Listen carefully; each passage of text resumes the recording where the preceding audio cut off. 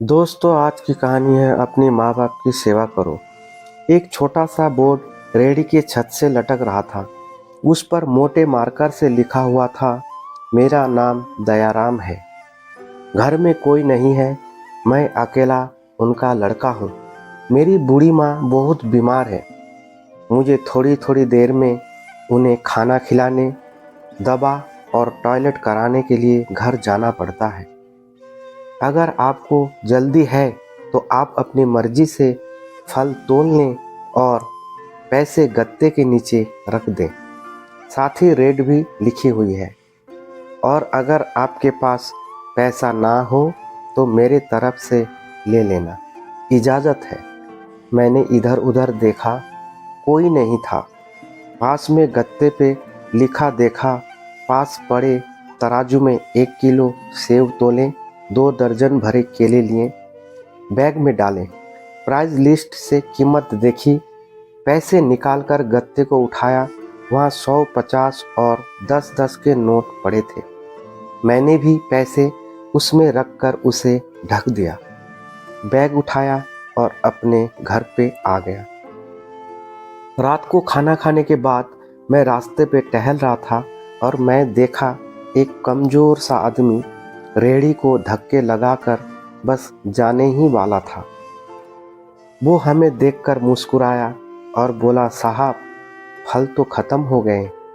नाम पूछा तो बोला, मेरा नाम दयाराम है।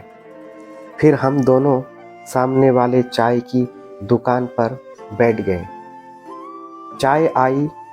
दयाराम कहने लगा, साहब, पिछले 2 साल से मेरी माता बीमार है और वो बिस्तर पर है। कुछ पागल सी भी हो गई है। मेरी कोई संतान नहीं है। बीबी बहुत पहले ही मर गई। सिर्फ मैं हूँ और मेरी माँ। माँ की देखभाल करने वाला कोई नहीं है, इसलिए मुझे हर वक्त माँ का ख्याल रखना पड़ता है। एक दिन मैंने माँ का पाँव दबाते हुए बड़ी नरमी से कहा, माँ, तेरी सेवा करने को तो बड़ा ही जी चाहता है, पर जेब खाली है और तू मुझे कमरे से बाहर निकलने नहीं देती। कहती है, तू जाता है तो जी घबराने लगता है। तू ही बता मैं क्या करूं? अब क्या गले से खाना उतरेगा? ना मेरे पास कोई जमा पूंजी है। ये सुनकर माँ ने हाँफते काँपते उठने की कोशिश की। मैंने तकिए की ठेक लगवाई। उन्होंने झुर्रिया वाला चेहरा उठाया, अपने कमज़ोर हाथों को ऊपर उठाया, मन ही मन राम जी की स्मृति की। फिर बोली, तू रेहड़ी वहीं छोड़कर आया कर। हमारी किस्मत हमें इसी कमरे में बैठकर मिलेगा। मैंने कहा, माँ, क्या बात करती हो?